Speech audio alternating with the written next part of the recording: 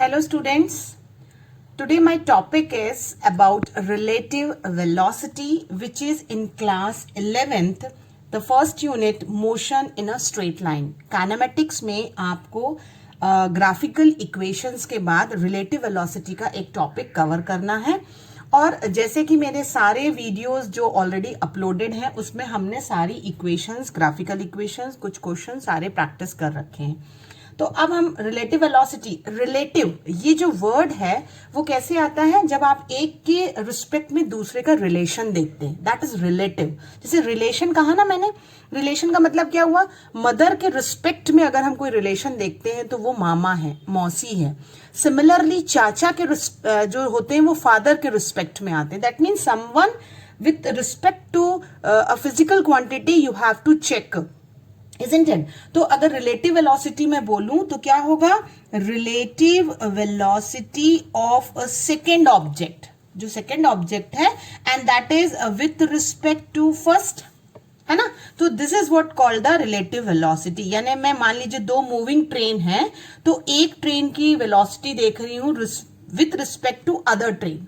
जैसे आप मान लीजिए एक ट्रेन में बैठे हुए हैं, वो मूविंग है और दूसरी ट्रेन है वो भी मूविंग है, तो अगर आप एक दूसरे के रिस्पेक्ट में वेलोसिटी देखते हैं तो आपको क्या लगता है कि आपकी ट्रेन स्टेशनरी है, करेक्ट। लेकिन अगर एक ट्रेन आपकी रुकी हुई है और एक ट्रेन आपकी स्पीड में चल रही है तो जब आप उसके रिस्पेक्ट में देखते हैं तो आपको लगता है कि आपकी ट्रेन भी मूव कर रही है। इसका मतलब एक का मोशन चेक करना है विथ रिस्पेक्ट टू अदर। तो इसको डेफिनेशन कैसे कहेंगे हम, relative velocity of second object with respect to first when both are in motion, है ना, and time rate of change of velocity with respect to other. That can also be said time rate of change of velocity with respect to the other object. अब मान लीजिए मैं इसका एक formula obtain करना चाहूं रिलेटिव वेलोसिटी का, तो कैसे कर सकती हूं। आई एम कंसिडरिंग एक ऑब्जेक्ट 1 है, इसको मैं ए बी कह सकती हूँ। Okay, the first object is 1, the second object is 2, I can say B also. It's your choice, आप क्या लेना चाहते हैं। दोनों ऑब्जेक्ट हैं 1 and 2 which are moving with the constant velocity. दोनों की वेलोसिटी है, एक की वेलोसिटी v1 है, एक की वेलोसिटी v2 है। अगर मैंने ए कहा है तो मैं क्या ले सकती हूँ, va एंड vb कह सकती हूँ। ये दोनों की वेलोसिटी है। मुझे निकालना है कि what is the relative velocity of second with respect to first. ठीक है, अगर मैं कहूंगी second with respect to first तो मैं उसे डिनोट करूंगी v21 से, और अगर कहूंगी first with respect to second तो उसे डिनोट करूंगी v12। तो second with respect to first, तो जिसकी हम निकाल रहे हैं वो पहला रहेगा, first with respect to second. तो इसे मैं क्या कह सकती हूं, अगर मैं कहूं कि बी विथ रिस्पेक्ट टू ए, अगर बी विथ रिस्पेक्ट टू ए है तो बी ए कहूंगी, और ए विथ रिस्पेक्ट टू बी है तो वी ए बी कहूंगी। सो this is the simple notation, you keep in mind. आपके न्यूमेरिकल्स में ये बहुत यूज होता है, किसके रिस्पेक्ट में आप क्या निकाल रहे हैं। अब हमें इसका फॉर्मूला डिराइव करना है। तो मैंने कहा कि when time is 0, you just try to understand the consideration at time t is 0, what is the position? Position देखूं अगर मैं, तो पहले ऑब्जेक्ट की position at time 0 will be indicated like this, okay, x1 0, and दूसरे की बोलेंगे x2 0, मतलब they are not moving. Time जब 0 है तो ब्रैकेट में मैंने क्या डिनोट किया है, टाइम डिनोट किया है। तो टाइम जब 0 है तो मेरा पहला ऑब्जेक्ट की पोजीशन है x1 0 और दूसरे है की है x2 0। अगर मैं यही कहूं कि टाइम बढ़ गया, दोनों मूव करने लगे, अगर दोनों मूव करने लगे तो अब उनकी पोजीशन टाइम के हिसाब से चेंज हो जाएगी। तो मैंने ब्रैकेट में कह दिया कि x1t and x2t are the positions after the time t. So initially when time is 0, the position coordinate are x1 0 and x2 0 for the first and second particle या bodies या object whatever, and after certain time, थोड़े समय बाद, when t is equal to t, it is x1t and x2t, correct. So this is what my consideration for the position. Now what is the relation between position and velocity? तो देखिए हम जानते हैं कि what is velocity is equal to change in position, correct, upon the time. Velocity का ये general formula है, change in position. Change का मतलब क्या होता है, चेंज का मतलब होता है फाइनल माइनस इनिशियल।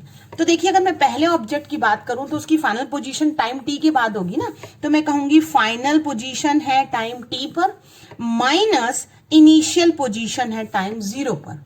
करेक्ट, ये मैं पहले की बात कर रही हूँ, तो इसे मैं V1 कह सकती हूँ, है ना। तो V1 क्या हुआ, change in position upon the time. So this is a general formula which we got from change in position upon time. अब अगर मैं कहूं V2 मेरे पास जो सेकेंड पार्टिकल वेलोसिटी है, तो उसे मैं क्या कहूंगी, इट इज x2t, यानी final position of second particle, final initial position of the second by t. So this is the general formula for velocity. Now if I want to write down keep position after time t, मुझे लिखना है position after time t. क्या find out करना है, x1t find out करना है. तो देखिए अगर x1t फाइंड आउट करना है तो मैं इसे क्रॉस मल्टीप्लाई करके इस टर्म को यहां ले जा सकती हूँ ना, isn't it? तो x1t अगर मुझे निकालना है तो क्या होगा x1t, it is x10 plus v1t. ये डायरेक्टली आप लिख सकते हैं अगर आपको याद रहता है कि final position is equal to initial plus velocity into time, जो आया इस इक्वेशन से है. Correct, change in position upon time से इसको क्रॉस मल्टीप्लाई किया और इसको हम यहां ले गए. अगर एक इक्वेशन आपको याद रहती है तो आप सिमिलरली लिख सकते हैं. यानी सेकेंड पार्टिकल के लिए क्या होगा, सेकेंड पार्टिकल के लिए सेकेंड का होगा प्लस v2t हो जाएगा, क्योंकि हम ऑलरेडी कंसिडर कर चुके हैं कि v1 and v2 are the velocities. Correct, equation 1 हो गई, इक्वेशन 2 हो गई. अगर हम दोनों इक्वेशन को सब्सट्रैक्ट करते हैं, यानी 2 को 1 से माइनस करेंगे, तो फाइनल को यहाँ LHS के साथ LHS माइनस होगा. यानी मैंने कहा LHS यानी x2t माइनस x1t, और यहाँ क्या होगा, initial position of the second particle minus initial position of the first particle, plus मैं इसमें एक साथ t कॉमन लेकर के लिख सकती हूँ ना. तो अगर मैंने t कॉमन ले लिया तो हो गया v2 माइनस v1. आप डायरेक्ट भी लिख सकते हैं, आप सॉल्व करके भी लिख सकते हैं. ठीक है, अब अगर मैं कहूं कि ये जो v2 minus v1 into t है, उसको मैं यही रहने देती हूँ और ये पूरे टर्म को इधर ले आती हूँ. Correct, I will bring it in this side. तो can I write in this way कि x2t minus x1t, okay, is minus x20, ये माइनस था, यहाँ आ गया plus x10 is equal to v2 minus v1 into t. सिर्फ मैंने term को इंटरचेंज किया है. जो यहाँ x20 था वो मैं इधर ले आई हूं, तो वो हो गया माइनस x20. 0 टाइम बता रहा है आपका और x2 पोजीशन बता रही है. अब देखिए मैं जो सेकेंड पार्टिकल है उसकी और जो फर्स्ट पार्टिकल है उसको एक साथ लिखती हूँ. अगर मैं एक साथ लिखती हूँ तो what I will get is x2t minus x20. ये अगर मैं पढ़ना चाहूं तो क्या कहूंगी, सेकेंड पार्टिकल की position finally minus second particle की ही पोजीशन इनिशियली. ठीक है, और यहां पे अगर मैं एक माइनस साइन बाहर निकाल लूं तो इसे मैं इंटरचेंज करके लिख सकती हूं कि it is x1 of t, correct, minus ये x1 ऑफ t मैंने पहले लिख दिया है, माइनस ये, क्योंकि जब ब्रैकेट ओपन करूं तो टर्म सेम आना चाहिए, तो माइनस माइनस प्लस हो जाएगा. ठीक है, इस वर्ड को आपको सिर्फ इंटरचेंज करके टर्म लिखना है, is nothing but v2 minus v1 into t. अब देखिए उसी को मैंने एलेबोरेटेड फॉर्म में लिखा है. वही फॉर्मूला आया है आपके पास जो फर्स्ट इक्वेशन में आया था कि final position minus initial position is equal to v1 t, यानी वेलोसिटी इनटू टाइम किसके बराबर है, फाइनल माइनस इनिशियल. अभी भी आप वही कह रहे हैं, final position of the second minus final position of the first is equal to v2 minus v1 into t, यानी वेलोसिटी इंटू टाइम. यानी हम इसे क्या कह सकते हैं, relative distance of second with respect to the first, है ना. रिलेटिव डिस्टेंस, डिस्प्लेसमेंट कहिए या आप डिस्टेंस कहिए, व्हाटएवर. तो रिलेटिव जो आप देख रहे हैं distance of the this particle, okay, sorry, this is the second particle and this is the first particle, x2 minus x1 है ना. तो relative displacement of the second with respect to time minus relative displacement of the first with respect to time, okay, is nothing but v2 minus v1. क्योंकि यहाँ time हम यहाँ divide कर सकते हैं इधर लाके क्रॉस मल्टीप्लाई करके.